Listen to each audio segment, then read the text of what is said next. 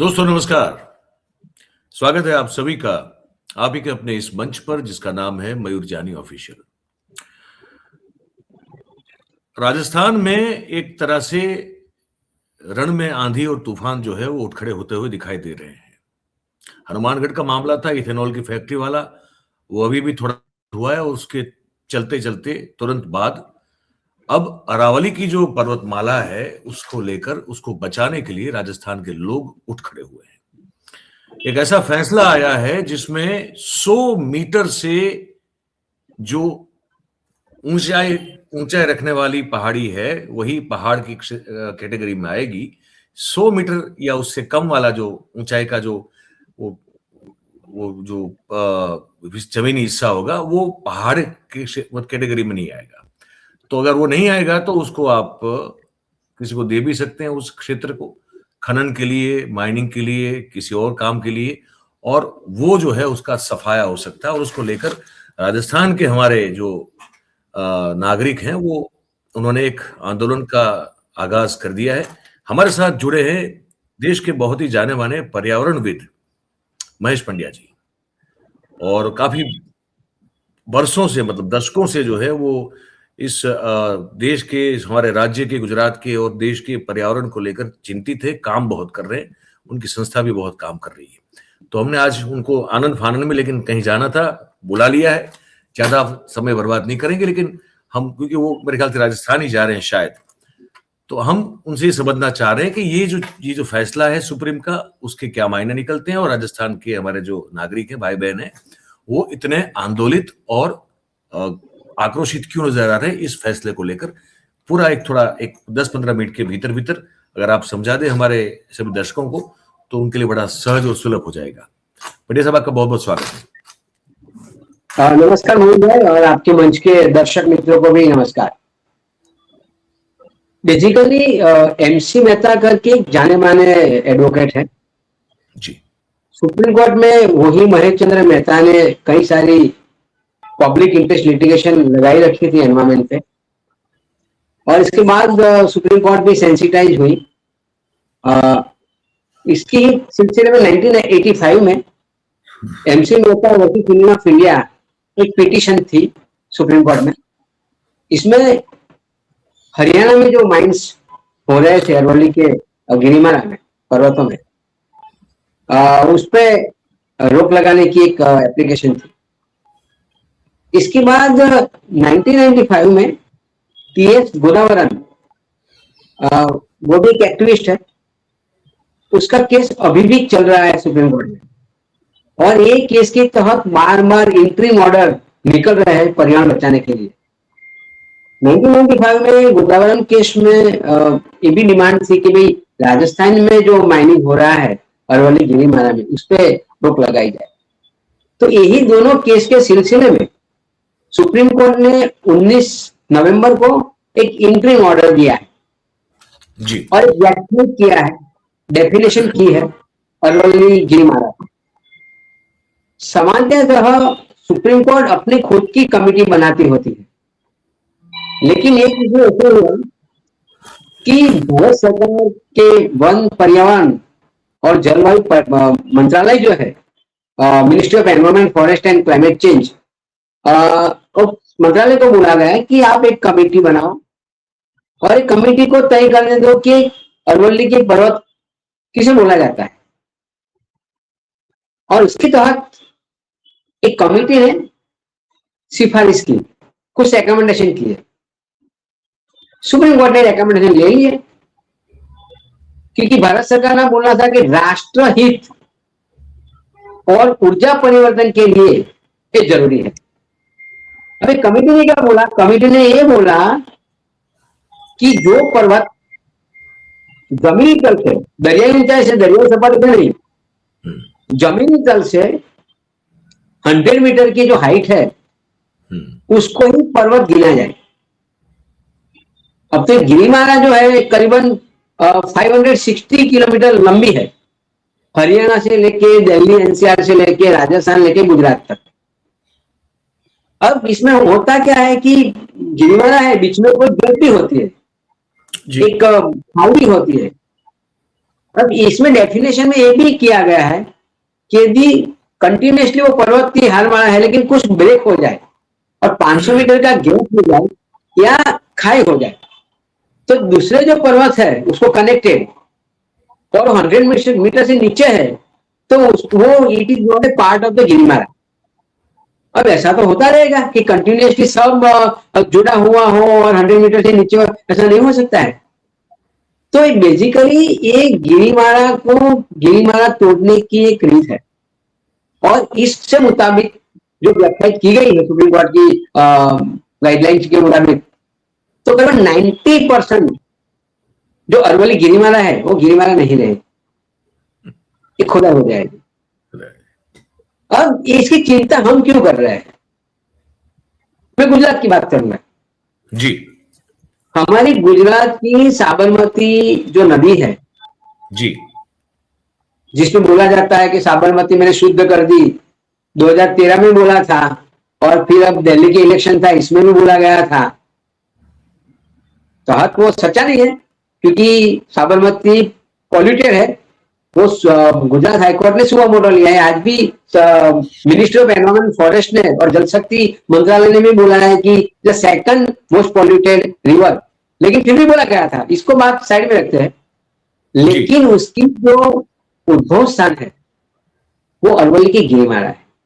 बिल्कुल ये गिरिमाला से शायद 100 मीटर से कम होगा और एक वो खनन होगा तो क्या होगा, कई सारे जो स्प्रिंग्स बोलते हैं पानी के प्रवाह जो मानसून और विंटर में चलते हैं वो अरवली की गिरिमाला में आते हैं और नीचे जाके तालाब बनते हैं। एक गिरिमाला में बहुत सारे जंगली जानवर भी हैं, लेपर्ड भी है, डियर भी है, कई सारे उसके हैबिटेट है जी दूसरे के तलेटी के नजदीक में बहुत सारे लोगों का जीवन निर्वाह एक तलेटी की वजह से संभव है।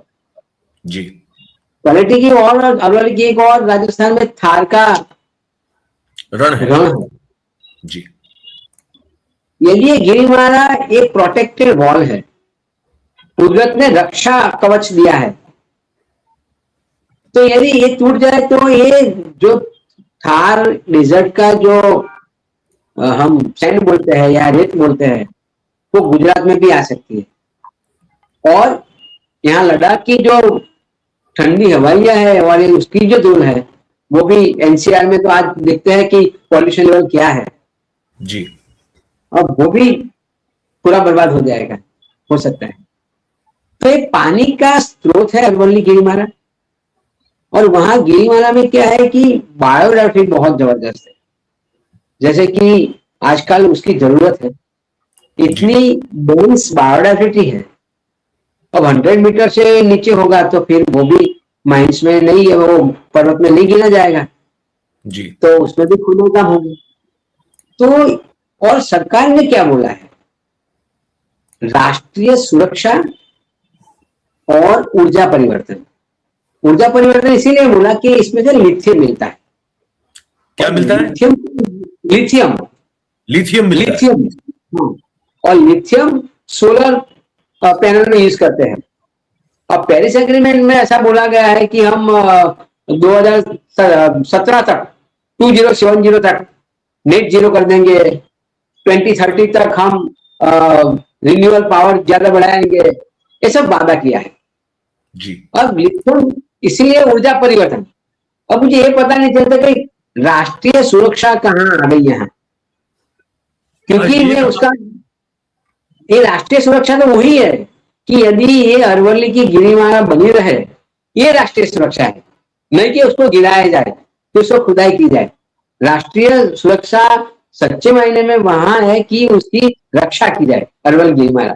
लेकिन ये राष्ट्रीय सुरक्षा मुद्दा, इसलिए मैं गलत भी हो सकता हूं, लेकिन राष्ट्रीय सुरक्षा मुद्दा ऐसा है कि इसमें ट्रांसपेरेंसी नहीं आती है। आपने पेगासिस देखा, पेगासिस में भी ये शब्द यूज किया था सुप्रीम कोर्ट में, राष्ट्रीय सुरक्षा का मामला है तो हम ट्रांसपेरेंट नहीं रहेंगे जी। फिर आपने राफेल का मुद्दा देखा, वो राष्ट्रीय सुरक्षा का मामला आया, बंद कवर में सुप्रीम कोर्ट ने मांगा और सुप्रीम कोर्ट के जजों ने क्या पढ़ा पता नहीं, तो राष्ट्रीय सुरक्षा का मामला इसीलिए दर्ज हुआ है कि फिर राष्ट्रीय सुरक्षा के आगे कुछ चलता ही नहीं है। तो ये माइनिंग माइंस करने की सुरक्षा कवच, वो राष्ट्रीय सुरक्षा का मुद्दा है, उसको आगे कर दो। ये सरकार का कवच है, राष्ट्रीय सुरक्षा जोड़ दो। लेकिन ये जो मैं बात बता रहा हूं, बहुत परेशानी होगी उनको, क्योंकि हमारी जो तलेटी के राजस्थान में और गुजरात में भी जो ट्राइबल रहते हैं, उसका जीवन निर्वाह का प्रॉब्लम होगा। वाले माइग्रेट हो जाएंगे सिटी की ओर। आज भी अहमदाबाद की जो 80 लाख की जो पॉपुलेशन हो गई है, और शहरी गरीबी और उसका आवास का समस्या, उसका फूड सिक्योरिटी का समस्या, उसका लिविंग स्टैंडर्ड का समस्या, ये सब समस्या है। तो यदि मैं तो बोलता हूँ कि विलेज को स्ट्रेंथन करना चाहिए। इसकी जगह से आपको विलेज को तो तोड़ रहे हैं, गिरिमाला को तोड़ रहे हैं आप। तो हाँ सर, ये मैं देख रहा हूँ बहुत सारे मैं मैसेजेस पढ़ रहा हूँ, पोस्ट देख रहा हूँ। ये लिखा जा रहा है कि ये जो है अरवली की जो गिरिमाला है, पर्वतमाला है, वो एक तरह से रीढ़ की हड्डी है, और अगर इसको कुछ छेड़ा गया तो आपने भी जिक्र किया और बड़े जोर शोर से कहा जा रहा है कि एनसीआर और राजस्थान तो एनवायरमेंटली खत्म हो जाएंगे। जैसे आपने कहा कि लद्दाख की जो ठंडी हवाएं हैं, और फिर गुजरात तक का मामला कि वो जो थार का रण और उसकी जो रेत है वो हम सबको झेलनी पड़ रही है। ये सब मतलब उसको बहुत उस पर जोर दिया जा रहा है। और वहां तक कि जो इनके भाई अपने राजस्थान के ये जो हैं, क्या कहते हैं इनको, पूर्व मुख्यमंत्री अशोक गहलोत, उन्होंने एक बयान अभी भी जो है वो जारी किया। वो मेरे मतलब वो लिख के दिया है, लेकिन मैं कहना चाहता हूं, मतलब ये जो डर दिखाया जा रहा है, चलिए हम पॉलिटिकल लोगों को नहीं लाएंगे बीच में, लेकिन ये जो डर लोगों के द्वारा दिखाया जा रहा है, क्या वो सच है? इतना सच है कि बहुत बड़ा मतलब उथल पुथल हो जाएगा पर्यावरण में, और लोगों के जो डे टू डे लाइफ है उसमें इतना खतरनाक परिवर्तन आ सकता है क्या? ऐसा ये डर है? मेरी रोजी रोटी कहां से मिलती है वो मुझे पता है जी।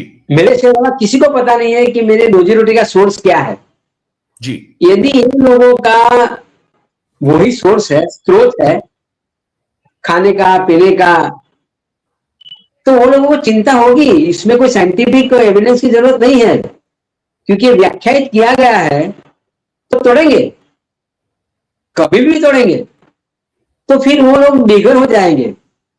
दूसरा मामला ये भी है कि हाँ, हैबिटेट है, वाइल्ड लाइफ हैबिटेट है। यदि उसको डिस्टर्ब करेंगे तो वो जमीन की ओर आएंगे, तो मानव और ये जंगली जानवर, उसके बीच का संघर्ष ये भी होगा। यदि ये आ जाएंगे खेत में तो खेत को भी नुकसान करेंगे। एक तो पानी चला जाएगा आपका, जैसे तालाब अगल बगल में बनते हैं तलेटी में, वो तालाब फूट जाएगा। फिर तुम्हारी जो एग्रीकल्चर है उस पर इम्पैक्ट होगा, और इसमें भी ये जो जंगली जानवर है जो भी जंगल में रहते हैं वो बाहर आ जाएंगे, तो उसका भी प्रॉब्लम होगा। तो इसीलिए ये कोई पर्यावरणवादियों का सवाल नहीं है। कई बार सरकार ऐसा बोलता है कि वो पर्यावरणवादी तो अर्बन नक्सलाइट है, त्रासवादी है, काफी गालियां दी जाती है, लेकिन ये गांव के लोग कर रहे हैं। अभी आंदोलन चल रहा है क्योंकि वो लोगों को एक किसी ने सिखाया नहीं है, क्योंकि मेन स्ट्रीम मीडिया में तो मुद्दा आता ही नहीं है, बराबर है। तो बिल्कुल मीडिया में तो आता नहीं है, किसी की ताकत आजकल नहीं रही है कि उसके खिलाफ कुछ बोले। अब तो सुप्रीम कोर्ट ने एंडोर्स किया है। गांव लोगों को पता है कि मेरा जीवन निर्वाह का स्रोत कहाँ है, तो इसीलिए वो लोगों को चिंता है। और ये इतने सारे अनुभवों के बाद तो इन लोगों को लगेगा कि हम खलास हो जाएंगे, किसी की पड़ी नहीं है। 700 किसानों की हत्या हो जाती है फिर भी कुछ नहीं होता है, ये सब देखते हैं लोग, और एक साथ नहीं टूटेगा। ये अरवली की एक गिरिमाला है 560 किलोमीटर, वो एक साथ नहीं तोड़ेंगे, टुकड़े टुकड़े में तोड़ेंगे। तो जन आंदोलन नहीं बनेगा, क्योंकि अभी इसका नंबर है, फिर उसका नंबर होगा।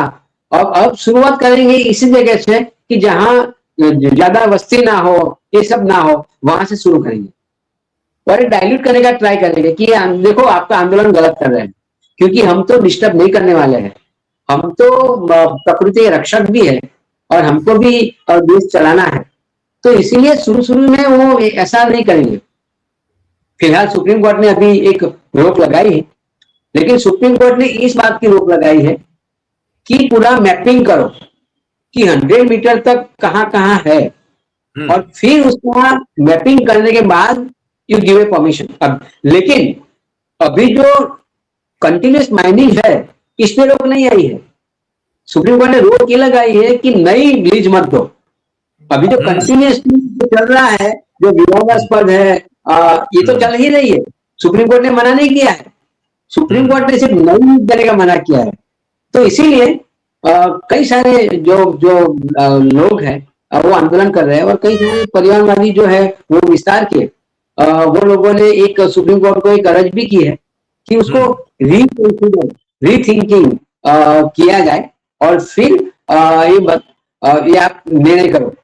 जनरली मयूर में क्या होता है कि सुप्रीम कोर्ट के हर एक आप जजमेंट ले लो, एमसी मेहता के ही ले लो, और यहाँ गुजरात में जब साबरमती रिवर था तब पार्टी वालों ने भी बोला था कि सुप्रीम कोर्ट का या हाई कोर्ट का कितना भी स्ट्रिंजेंट ऑर्डर हो, उसका इंप्लीमेंट नहीं होगा जब तक लोक आंदोलन नहीं होगा, लोक चलवल नहीं होगी। यहाँ उल्टा हो गया है, यहाँ सुप्रीम कोर्ट के आदेश के खिलाफ लोग खड़े हुए हैं।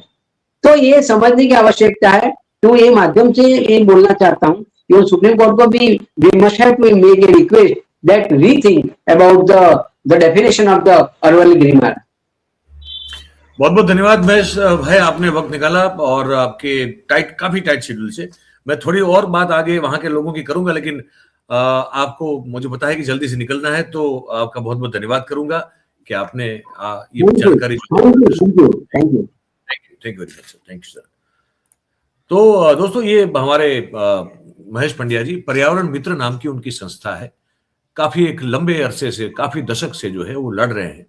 गुजरात में भी पर्यावरण को के संबंधित बहुत सारे मुद्दे पहले भी थे, आज भी है। वो और उनके जैसे कुछ और लोग हैं जो अभी भी जो है वो रीढ़ की हड्डी रखते हैं अपने शरीर में, अपने दिमाग में भी, और लड़ते रहते हैं। अब मैं कुछ बातें वहां के हमारे राजस्थान के भाइयों की जो है वो सुना देता हूँ। ये एक वीडियो सुनिए आप। वहां पहले ये बात बताऊंगा कि क्या क्या हो रहा है वहां पे, और कैसी अपनी भावनाओं को व्यक्त कैसे लोग कर रहे हैं इस आदेश को लेकर। ये सुनिए। अब ये क्योंकि उस कॉपीराइट का मामला हो सकता है तो इसको मैं नहीं हटा रहा हूं, लेकिन कुछ और है, जैसे वहां पे एक उदयपुरी करके एक भाई हैं, कवि हैं शायद, उन्होंने जो अपनी बात को रखा है 1 मिनट के भीतर, वो सुनिए आप। मेवाड़ थारो टाबर है माँ, अपनी गोद में पालवा वाली अरावली माँ में घणी घणी खम्मा। राजस्थान री पाग है तू माँ, सरकारा ने इनरो भान कोनी, और पाग री खातिर शीश ने कटा देवे राजस्थानी बा संतान कोनी। दिल्ली री गद्दी पर बैठन लिखवा वाला किस्मत थारी, भूल गया कई धरती राणा री, तलवार दिन री दिल्ली पे भारी। सदियों तक से खिली निरंतर रखवाली हिंदुस्तान री, और करवारी अब भारी रक्षा, आई है महानी बारी। और करे कोई जब मिटावारी बात तो असी रीत री है या माटी, देर करे है तनिक भी कोनी, लाल लेता या हल्दी गाती।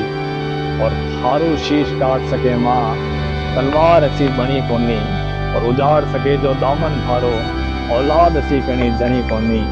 जबरा जंगल में थारे बैठी है आवरा, गढ़ है तू एकलिंग नाथरो माँ, और थने मिटावारी बात करे कौन, पूछे जिंदा मेवाड़ थारो माँ।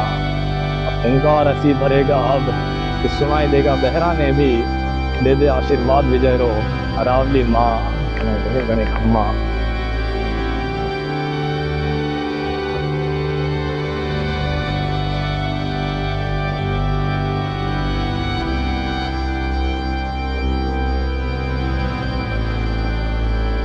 पवन उदयपुरी नाम है इनका। ये बड़ी दिल को छूने वाली बात उन्होंने अपने तरीके से रखी। एक और जो है इस पर 2-3 और चीजें हैं, मैं आपको दिखाना चाहता हूं। इसको भी आप जरूर से सुने और देखें भी। ये एक और वीडियो है जहां पे ये बात कही गई, इसको सुने आप। राजस्थान में क्या होगा मैं बताऊं? रेगिस्तान फैल जाएगा, रेत और आंधियां बढ़ेंगी, बारिश घटेगी, भूजल का रिचार्ज रुकेगा, कुएं सूखेंगे, जल का संकट बढ़ेगा, खेती नष्ट होगी, किसान पलायन करेंगे, पशुपालन घटेगा, जंगल खत्म होंगे, वन्य जीव लुप्त होंगे, जैव विविधता घटेगी, तापमान बढ़ेगा, लू और भी घातक बनेगी, जीवन असुरक्षित होगा। कुल मिलाकर अरावली नहीं तो पानी नहीं, अरावली नहीं तो खेती नहीं, अरावली नहीं तो जीवन नहीं।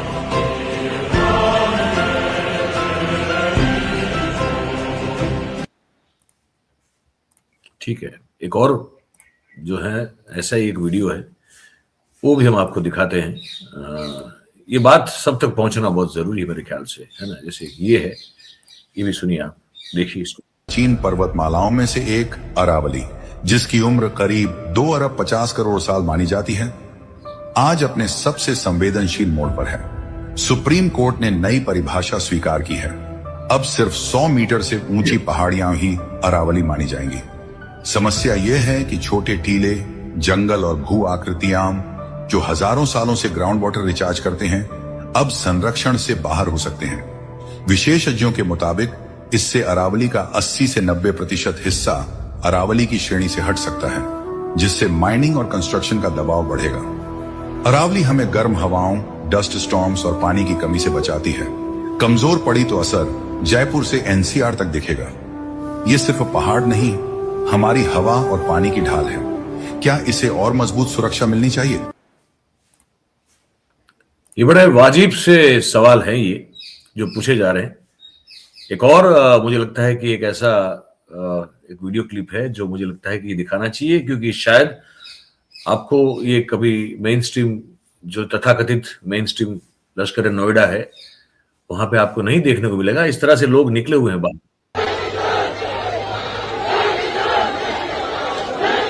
को दिखाने के लिए।